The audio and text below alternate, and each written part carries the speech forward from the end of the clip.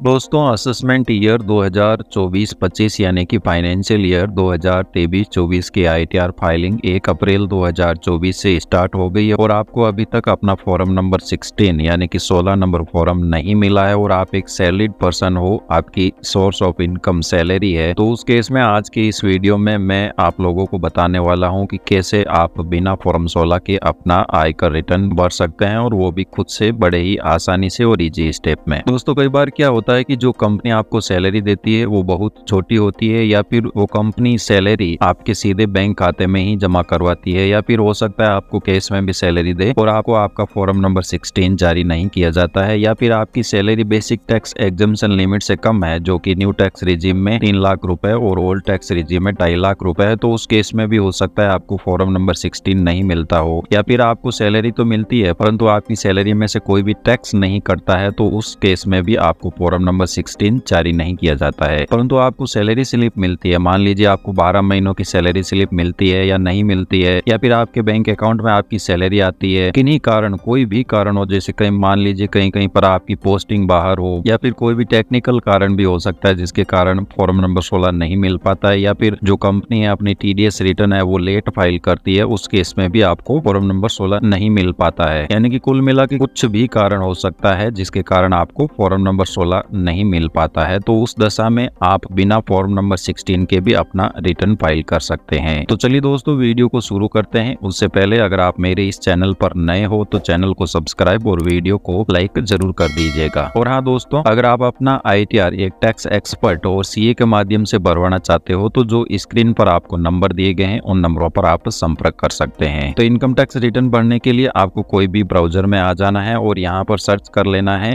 Income tax की website incometax.gov.in। यहाँ पर राइट साइड कॉर्नर में आपको दो ऑप्शन मिलेंगे, फर्स्ट लॉगिन का और सेकंड रजिस्ट्रेशन का। तो अगर आप नए हो और आपने रजिस्ट्रेशन नहीं किया है तो उसका वीडियो आप आई बटन पर क्लिक करके चेकआउट कर सकते हैं। तो हम यहाँ पर ऑलरेडी रजिस्टर्ड है तो लॉगिन ऑप्शन पर क्लिक करके अपने ई फाइलिंग पोर्टल पर पैन नंबर और पासवर्ड डाल के लॉगिन कर लेते हैं। लॉगिन करने के बाद विदाउट फॉर्म 16 आईटीआर भरने के लिए आपको दो काम करने हैं। सबसे पहला काम करना है यहाँ पर फॉर्म नंबर 26 देख लेना है। अगर आपकी इनकम फॉर्म नंबर 26 एएस में आ रही है तो आप फॉर्म 26 एएस की हेल्प से भी अपना आईटीआर भर सकते हो। यहाँ पर असेसमेंट ईयर आपको 2024-25 सेलेक्ट करना है और व्यू एज एचटीएमएल करके व्यू एंड डाउनलोड करना है। इसके बाद में इसको नीचे स्क्रॉल डाउन करोगे तो यहाँ पर जो है इनको सैलरी मिली है 18,96,721 रुपए। इस प्लस के आइकन पर जब आप क्लिक करोगे तो यहाँ पर देखोगे कि 1 से लेकर के 9 सीरियल नंबर है, तो यहाँ पर इनको जो है 9 महीने की सैलरी मिली है और रिमेनिंग 3 मंथ की सैलरी अभी भी इनकी ड्यू है यानी कि अपडेट नहीं हुई है। तो यहाँ पर आप देखोगे दिसंबर तक की सैलरी यहाँ पर अपडेट हो चुकी है। तो आपको जनवरी, फरवरी और मार्च 3 महीनों की पे स्लिप डाउनलोड कर लेनी है। अगर आपकी सैलरी फॉर्म नंबर 26 में आ रही है तो उस केस में 3 महीनों की पे स्लिप डाउनलोड करके आपको अपनी सैलरी की टोटल कर लेनी है और जो आपकी 3 महीनों की सैलरी है वो इस 18,96,721 में टोटल करने के बाद जो भी सैलरी आएगी वही आपकी ग्रॉस सैलरी मानी जाएगी। फिर दूसरा काम आपको करना है, यहाँ पर एआईएस का ऑप्शन रहेगा, सिंपली इस एआईएस के ऑप्शन पर क्लिक करना है आपको और इसके बाद में यहाँ पर एआईएस पर क्लिक करके टीआईएस पर क्लिक करना है। यहाँ पर ध्यान रखना है आपका फाइनेंशियल ईयर जो है 2023-24 ही सिलेक्ट होना चाहिए। इसके बाद में इसको नीचे स्क्रॉल डाउन करोगे तो आपकी जो यहाँ पर फॉर्म नंबर 26 एएस में उसमें यहाँ पर कंप्लीट सैलरी नहीं दिखा रही है, पर जो एआईएस है, टीआईएस है, उसमें आपकी यहाँ पर कंप्लीट सैलरी आ रही है। जैसे 24,72,000 रुपए की सैलरी आ रही है, साथ ही डिविडेंड भी आ रहा है, interest from saving bank account है वो भी आ रहा है और इंटरेस्ट फ्रॉम डिपॉजिट है वो भी आ रहा है 5643 रुपए। तो इस प्रकार अगर आपके फॉर्म नंबर 26 एएस में डाटा अपलोड हो चुका हो या फिर एआईएस में आपका डाटा अपलोड हो चुका हो तो उस केस में एआईएस के डाटा से आप बिना फॉर्म 16 के भी अपना आईटीआर भर सकते हैं। ये तो हो गया अगर आपका एआईएस और 26 एएस फॉर्म में डाटा अपलोड हो तो उस केस में आप अपना रिटर्न इन डाटा की हेल्प से भर सकते हैं। अब अगर आपको मान लीजिए एआईएस और टीआईएस में कोई डाटा नहीं मिलता है तो उस केस में क्या करना है कि आपको 12 महीनों की सैलरी स्लिप लेनी है। सिंपली यहाँ पर आप नोट करोगे अप्रैल से लेकर के मार्च तक टोटल 12 महीनों की सैलरी स्लिप के अकॉर्डिंग आपका जो भी सैलरी के साथ अलाउंसेंस मिलता हो, बेसिक, डीए, टीए, एचआरए वगैरह, उन सब की टोटल कर लेनी है। तो इस प्रकार आपकी एक ग्रॉस सैलरी बन जाएगी और उसमें से जो भी डिडक्शन है, इस प्रकार के जो भी डिडक्शन है वो लेस करने के बाद आपको नेट कितना पेमेंट मिला है वो आ जाएगा। तो अगर आपका 26 एएस और एआईएस में डाटा अपलोड नहीं हो तो उस केस में सिंपली आपको जो है 12 महीनों की सैलरी स्लिप उठानी है और उसका एक इस प्रकार का आपको सैलरी चार्ट बना लेना है पे स्लिप की हेल्प से, और फिर आप अपना ITR ऑनलाइन फाइल कर सकते हो। और सैलरी के अलावा अगर आपकी कोई और इनकम हो, जैसे आपने कोई FD वगैरह करवा रखी है, तो वो भी अगर 26 AS और AS में नहीं आ रही हो तो उस केस में आपको अपना बैंक स्टेटमेंट निकलवाना है। और बैंक स्टेटमेंट में जो भी आपको सेविंग बैंक अकाउंट पे इंटरेस्ट मिला हो, चाहे FD पे इंटरेस्ट मिला हो, उसका क्वार्टर वाइज यानी कि 4 क्वार्टर के एंड में आपको इंटरेस्ट मिलता है सेविंग बैंक अकाउंट का, तो उसके टोटल कर लेनी है और उसको अदर इनकम में वहां पर शो करना है। तो अब बिना किसी देरी के हम अपना ITR फाइलिंग स्टार्ट करते हैं। तो इसके लिए आपको आ जाना है वापस ई फाइलिंग पोर्टल पर, और सिंपली ITR फाइल करने के लिए आपको यहाँ पर ऑप्शन मिलेगा फाइल नाउ का। इसके बाद में assessment year 24-25 filing mode online, और इसको कंटिन्यू कर देना है। स्टार्ट न्यू फाइलिंग ऑप्शन पर क्लिक कर देना है। यहाँ पर इंडिविजुअल सेलेक्ट करके कंटिन्यू करना है। फिर यहाँ पर ITR फॉर्म सेलेक्ट करना है आपको। तो अगर आपकी सैलरी से इनकम है तो यहाँ पर ITR 1 सेलेक्ट करके प्रोसीड विद ITR कर देना है। फिर यहाँ पर लेट्स गेट स्टार्टेड ऑप्शन पर क्लिक करके यहाँ पर ये पूछ रहा है कि आप अपना ITR क्यों भर रहे हो। तो यहाँ पर जो है सिंपली आपको फर्स्ट ऑप्शन सेलेक्ट कर लेना है, या लास्ट कोई भी आप ऑप्शन सेलेक्ट करोगे तो कोई दिक्कत नहीं है। हम यहाँ पर फर्स्ट ऑप्शन सेलेक्ट करके कंटिन्यू कर देते हैं। उसके बाद में ITR को फाइल करने के लिए यहाँ पर आपके सामने 5 टैब आएगी टोटल। तो 1 बाय 1 करके इन 5 टैबों को यहाँ पर कंप्लीट करना है। तो सबसे पहली टैब ले लेते हैं यहाँ पर पर्सनल इन्फॉर्मेशन की। तो आपको इस टैब पर कहीं पर भी क्लिक कर देना है। इसके बाद में पैन कार्ड के अकॉर्डिंग यहाँ पर आपका नाम, डेट ऑफ बर्थ और पैन नंबर वगैरह आएगा, और यहाँ पर कॉन्टेक्ट डिटेल में आपका एड्रेस, मेल ID और मोबाइल नंबर आएगा। तो यहाँ पर अगर कॉन्टेक्ट डिटेल में आपको चेंज करना हो अपनी मेल ID, एड्रेस या मोबाइल नंबर, तो एडिट ऑप्शन का यूज करके आप चेंज कर सकते हैं। फिर इसके बाद में नेचर ऑफ एम्प्लॉयमेंट यहाँ पर आपको सिलेक्ट करना होगा कि आप कहाँ पर काम करते हो। अगर आप सेंट्रल गवर्नमेंट में वर्किंग हो कोई भी पोस्ट पर, तो यहाँ पर सेंट्रल गवर्नमेंट सिलेक्ट करना है। अगर स्टेट गवर्नमेंट में हो तो स्टेट गवर्नमेंट, और अगर आप प्राइवेट सेक्टर में हो तो यहाँ पर अदर का ऑप्शन मिलेगा, वो आपको सिलेक्ट कर लेना है। तो हमारे केस में यहाँ पर स्टेट गवर्नमेंट सिलेक्ट करके नीचे स्क्रॉल डाउन करोगे तो यहाँ पर जो है एम चेंजेज हुआ है इस साल के असेसमेंट ईयर 24-25 के ITR में, कि आपका जो ITR फॉर्म है ऑनलाइन वो by default new tax regime में खुलकर आएगा। तो अगर आपको न्यू टैक्स रिजीम से ऑप्ट आउट करना है, यानी कि यहाँ पर सेक्शन 115 BAC सब सेक्शन 6 के अंतर्गत अगर opting out of new tax regime, यानी कि आप न्यू टैक्स रिजीम में अपना फॉर्म नहीं भरना चाहते हो और बाहर निकलना चाहते हो, यानी कि ऑप्ट आउट करना चाहते हो, यस करना चाहते हो, यानी कि आप अपना ITR form old tax regime में फाइल करना चाहते हो, तो उस केस में यस सेलेक्ट करना है। और अगर न्यू टैक्स रिजीम में आप जाते हो तो यहाँ पर नो ही रहने देना है। इसके बाद में नीचे स्क्रॉल डाउन करते हैं, यहाँ पर आपका बैंक अकाउंट रहेगा। सिंपली इस टैब को हमें यहाँ पर कंफर्म कर देना है। इसके बाद में आप देखोगे आपकी पर्सनल इन्फॉर्मेशन की टैब है वो यहाँ पर कंफर्म हो चुकी है। फिर यहाँ पर आपकी इनकम की डिटेल आपको एंटर करनी है। तो हम यहाँ पर दूसरी टैब पर कहीं पर भी क्लिक कर देते हैं। इसके बाद में सेक्शन 10 के अंतर्गत आपको कोई अलाउंसेंस मिलता है जो कि एग्जेम्प्ट होता है, तो उस केस में सेक्शन 10, 14 सब सेक्शन 1 और 2 के अंतर्गत, या फिर अगर आप HRA क्लेम करना चाहते हो, हाउस रेंट क्लेम करना चाहते हो, तो यहाँ पर यस करके जो भी HRA का अमाउंट हो वो आपको यहाँ पर एंटर कर देना है। HRA आपको तभी क्लेम करना है जब आपके पास प्रॉपर एविडेंस और प्रूफ हो उस केस में, तो हम यहाँ पर इसको नो कर देते हैं। इसके बाद में अगर LTA लीव ट्रेवल अलाउंसेंस भी अगर आप एग्जाम्पशन के तौर पर क्लेम करना चाहते हो तो जो भी अमाउंट हो यस करके एंटर कर देना है, अदरवाइज इनको स्किप द क्वेश्चन करके यस कर देते हैं। इसके बाद में यहाँ पर जो है आपकी इनकम फ्रॉम सैलरी आएगी। तो अगर यहाँ पर income from salary as per AIS या फॉर्म नंबर 26 AS के अकॉर्डिंग नहीं आ रही हो तो यहाँ पर सिंपली एडिट का ऑप्शन रहेगा, इस ऑप्शन पर आपको क्लिक करना है। और यहाँ पर जो AIS में आपकी सैलरी है 24,72,677 रुपए, 24,72,677 रुपए, सिंपली वो आपको यहाँ पर एंटर कर देनी है। इसके बाद में यहाँ पर जो अभी हमने स्किप किए थे सेक्शन 10 के अलाउंसेंस है, तो वो अलाउंसेंस हमें यहाँ पर एंटर करने हैं। तो सिंपली जो है इनका HRA का अलाउंसेंस यहाँ पर एग्जेम्प्ट करवाना है। जो भी HRA मिलता है तो इनका जो HRA अमाउंट है वो आपको यहाँ पर एंटर कर देना है 2,40,000, और इसके बाद में इसको नीचे स्क्रॉल डाउन करके कंफर्म कर देना। यहाँ पर स्टैंडर्ड डिडक्शन 50,000 रुपए ऑटोमेटिकली लेस हो गया। तो इसके बाद में सेव ऑप्शन पर आपको क्लिक कर देना है। फिर यहाँ पर इनकम फ्रॉम हाउस प्रॉपर्टी, यानी कि अगर आपके पास कोई मकान है और उसको कंस्ट्रक्शन करवाने के लिए, बनाने के लिए आपने कोई होम लोन वगैरह लिया है, तो उस केस में आपके होम लोन पे जो भी इंटरेस्ट का आपने पेमेंट किया है वो अप टू 2 लाख रुपीज आप सेक्शन 24 में यहाँ पर एग्जेम्प्ट करवा सकते हो, और जो भी प्रिंसिपल अमाउंट का आप पेमेंट करते हो वो सेक्शन 80C में आप एंटर कर सकते हो। तो यहाँ पर एडिट या ब्रेकअप इस ऑप्शन पर आपको क्लिक करना है, और इसके बाद में प्रॉपर्टी यहाँ पर सेल्फ ऑक्यूपाइड सेलेक्ट करनी है। अगर आपने कोई मकान किराए पर दे रखा है और रेंटल उसकी इनकम आती है तो लेट आउट सेलेक्ट करके जो भी आपको आपको क्लियर रिसीव्ड होता हो वो एंटर कर देना है। और अगर आपकी खुद की प्रॉपर्टी और आप खुद ही उसमें रह रहे हो, उस केस में सेल्फ ऑक्यूपाइड सेलेक्ट करके आपका जो भी इंटरेस्ट हो अप टू 2 लाख रुपीज आप यहाँ पर एग्जेम्प्ट करवा सकते हो। इसके बाद में ऐड ऑप्शन पर क्लिक कर देना है। तो हमारे यहाँ पर हाउस लोन का इंटरेस्ट एग्जेम्प्ट हो चुका है, इसका भी हमारे पास इंटरेस्ट सर्टिफिकेट है होम लोन का, उसके अकॉर्डिंग यहाँ पर हमने एग्जेम्प्ट करवा दिया है। इसके बाद में यहाँ पर रहेगा इनकम फ्रॉम अदर सोर्सेज, यानी कि आपकी जो अदर इनकम है जैसे डिविडेंड इनकम है, interest from saving bank account है और इंटरेस्ट फ्रॉम डिपॉजिट, ये तीनों के तीनों आपको इनकम फ्रॉम अदर सोर्सेज में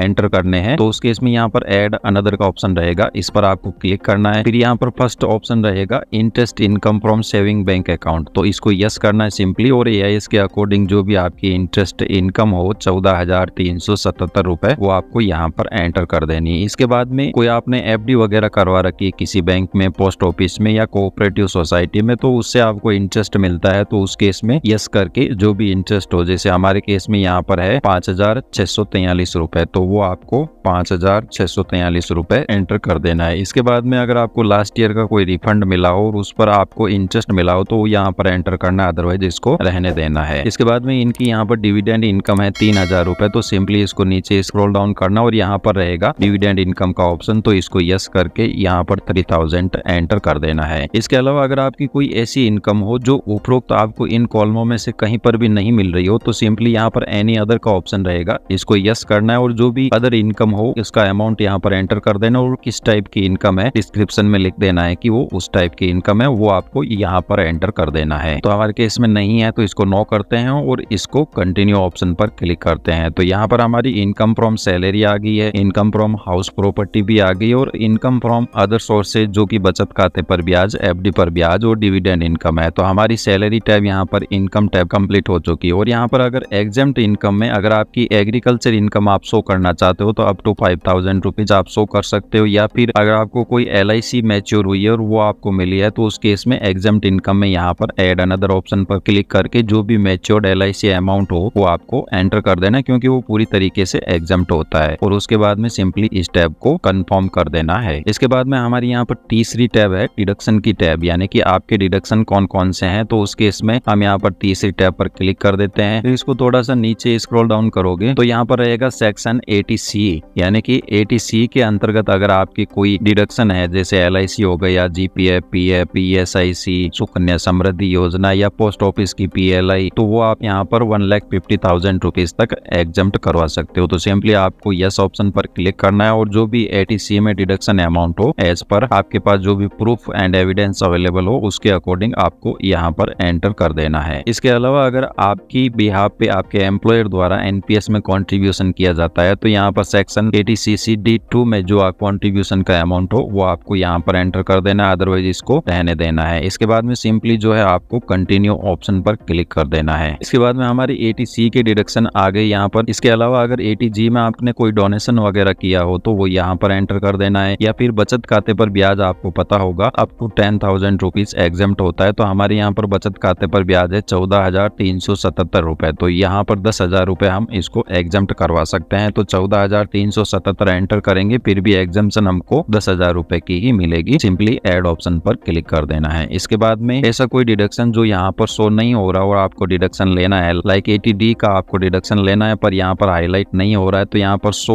ऑल डिडक्शन ऑप्शन पर आपको क्लिक करना है और यहाँ पर जो भी डिडक्शन अमाउंट आपको लेना हो, चाहे वो 80CC-D1 हो चाहे 80CC-D1B हो, सिंपली उसको यहाँ पर सेलेक्ट करना है और ऐड ऑप्शन पर क्लिक करना है। फिर जो भी अमाउंट हो वो आपको यहाँ पर एंटर कर देना है, अदरवाइज इसको स्किप द क्वेश्चन कर देना है। इसके बाद में हमारी डिडक्शन टैब यहाँ पर कंप्लीट हो चुकी है। सिंपली इस टैब को भी हम यहाँ पर कंफर्म कर देते हैं। फिर टैक्सेस पेड, यानी कि आपकी सैलरी में से कितना टैक्स कटा है, तो सिंपली जो है इस टैब पर आपको क्लिक कर देना है। इसके बाद में आपको कितना टैक्स आपकी सैलरी में से कटा है वो अगर आपको यहाँ पर देखना हो तो सिंपली आपको यहाँ पर 26AS फॉर्म में चले जाना है और यहाँ पर जो है आपकी 9 महीनों की सैलरी पे टैक्स कितना कटा है 3,15,000 रुपए। और इसके अलावा जनवरी, फरवरी और मार्च में इनका टोटल टैक्स जो डिडक्ट हुआ था वो मिला कि इनका टोटल टैक्स कटा है 5,10,000 रुपए। तो आपको जो है 9 महीनों की सैलरी की टोटल यहाँ पर मिल जाएगी, उसमें से कितना टैक्स कटा है 3,15,000 रुपए और रिमेनिंग 3 मंथ की सैलरी में से इनके टोटल 1,95,000 का टैक्स कटा है। तो टोटल मिला के 5,10,000 रुपए का इनका टोटल टैक्स कटा है। तो सिंपली यहाँ पर सैलरी का जो फर्स्ट टैब है उस पर क्लिक करना है और शो डिटेल ऑप्शन पर क्लिक करके इसको सेलेक्ट करके एडिट कर देना है। और इसके बाद में यहाँ पर इनकी जो सैलरी हो 24,72,677 रुपए, तो वो एंटर कर देनी है 24,72,677 रुपए। और इस पर जो टैक्स कटा है वो अमाउंट 5,10,000 यहाँ पर एंटर करके सेव ऑप्शन पर क्लिक कर देना है। इसके अलावा अगर आपकी कोई एफडी वगैरह पे टैक्स या टीडीएस कटा है तो वो आपको यहाँ पर एंटर कर देना है ऐड अनदर ऑप्शन पर क्लिक करके। जिसने आपको एफडी इंटरेस्ट दिया है उसका 10 नंबर और वो बैंक वगैरह से आपको कहाँ से मिला है तो वो आपको यहाँ पर एंटर करके ईयर सेलेक्ट करके ऐड ऑप्शन पर क्लिक कर देना है। इसके अलावा अगर आपने कोई खुद से टैक्स का पेमेंट किया है बैंक में जाकर के या ऑनलाइन चालान के थ्रू, तो शो डिटेल ऑप्शन पर क्लिक करके जो आपको चालान मिलता है उस चालान की डिटेल आपको यहाँ पर एंटर कर देनी है, BSR कोड, चालान सीरियल नंबर और किस डेट को आपने टैक्स का पेमेंट किया और कितना टैक्स का पेमेंट किया है वो एंटर करके ऐड ऑप्शन पर क्लिक कर देना है। अदरवाइज इसको कैंसिल कर देते हैं। इसके बाद में हमारा यहाँ पर डिडक्शन का टैब कंप्लीट हो चुका है तो सिंपली इसको कंफर्म कर देते हैं। इसके बाद में हमारी यहाँ पर टोटल टैक्स लायबिलिटी टैब है वो यहाँ पर पेंडिंग है तो इस सिंपली आपको इस पर क्लिक कर देना है। इसके बाद में आपकी जो भी आपकी कंप्यूटेशन ऑफ इनकम होगी वो यहाँ पर आ जाएगी। जैसे यहाँ पर ग्रॉस टोटल इनकम आ रही है उसमें से हमारी डिडक्शन लेस होने के बाद में हमारा यहाँ पर टैक्स बन रहा है 3,80,858 रुपए, तो सिंपली इसको यहाँ पर कंफर्म कर देना है। इसके बाद में हमारी यहाँ पर पांचों टैब जो है कंफर्म हो चुकी है तो सिंपली आपको प्रोसीड ऑप्शन पर क्लिक कर देना है। और इसके बाद में यहाँ पर अगेन आपका जो भी टैक्स वगैरह होगा वो आएगा और कितना टैक्स कटा है और रिमेनिंग जो भी आपका रिफंड अमाउंट होगा वो यहाँ पर आ जाएगा। जैसे हमारी सैलरी इतनी थी, इसमें से डिडक्शन लेस करने के बाद जो नेट टैक्सेबल इनकम है 18,45,700 रुपए रही। फिर इसको नीचे स्क्रॉल डाउन करोगे तो 18,45,700 पे हमारा टैक्स बना था 3,80,858 रुपए और हमारी सैलरी में से जो टैक्स कटा था वो कटा था 5,10,000 रुपए। तो जो एक्सेस अमाउंट कटा था वो हमें यहाँ पर रिफंड के तौर पर शो हो रहा है। रिफंड अमाउंट 1,29,140 रुपए। तो सिंपली इसको प्रीव्यू रिटर्न ऑप्शन पर क्लिक करना है। इस चेक बॉक्स को टिक मार्क करके प्रोसीड टू प्रीव्यू ऑप्शन पर क्लिक कर देना है। तो यहाँ पर अगेन आपका पूरा ITR फॉर्म खुलकर आ जाएगा। 1 बाय 1 करके कंप्लीट आपको अपना ITR फॉर्म चेक कर लेना है कि उसमें किसी भी प्रकार की मिस्टेक नहीं हो, एरर नहीं हो। तो उसके बाद में सबसे नीचे आ जाना है और यहाँ पर प्रोसीड टू वैलिडेशन ऑप्शन पर क्लिक कर देना है। यहाँ पर हमारा वैलिडेशन सक्सेसफुल हो चुका है। अगर आपके केस में कोई एरर रहती है तो वैलिडेशन सक्सेसफुल नहीं होगा। उस एरर पर क्लिक करके आपको पहले उस एरर को दूर करना होगा और उसके बाद में अगेन वही स्टेप आपको फॉलो करके यहाँ तक आना है। इसके बाद में प्रोसीड टू वेरिफिकेशन ऑप्शन पर क्लिक करना है। इसके बाद में यहाँ पर आपको ITR वेरीफाई करना है। सिंपली फर्स्ट ऑप्शन का सेलेक्ट करके कंटिन्यू कर देना है और उसके बाद में यहाँ पर आधार OTP से हम ITR वेरीफाई करेंगे तो सिंपली फर्स्ट ऑप्शन का सेलेक्ट करके कंटिन्यू ऑप्शन पर क्लिक करना है और आधार की टर्म्स एंड कंडीशन को एक्सेप्ट करके जनरेट आधार OTP कर देना है। आधार OTP एंटर करने के बाद इसको आपको वैलिडेट कर देना है। अगर आधार OTP आपका सही होता है तो यहाँ पर कंफर्मेशन सबमिशन मांग लिया जाएगा और सबमिट कर देना है। इस प्रकार दोस्तों आज की इस वीडियो में हमने जाना कि अगर आपको फॉर्म नंबर 16 नहीं मिलता है तो कैसे आप फॉर्म नंबर 26 AS और AIS की हेल्प से अपना ITR फॉर्म फाइल कर सकते हैं। धन्यवाद दोस्तों, जानकारी अच्छी लगी हो तो चैनल को सब्सक्राइब और वीडियो को लाइक जरूर कर दीजिएगा। और हाँ दोस्तों, अगर आप अपना इनकम टैक्स रिटर्न फॉर्म, चाहे इनकम टैक्स ITR 1, 2, 3 या 4 कोई भी रिटर्न फॉर्म भरवाना हो और वो एक टैक्स एक्सपर्ट और CA के माध्यम से भरवाना चाहते हो तो स्क्रीन पर जो आपको नंबर दिए गए हैं उन नंबरों पर आप कॉन्टेक्ट कर सकते हो।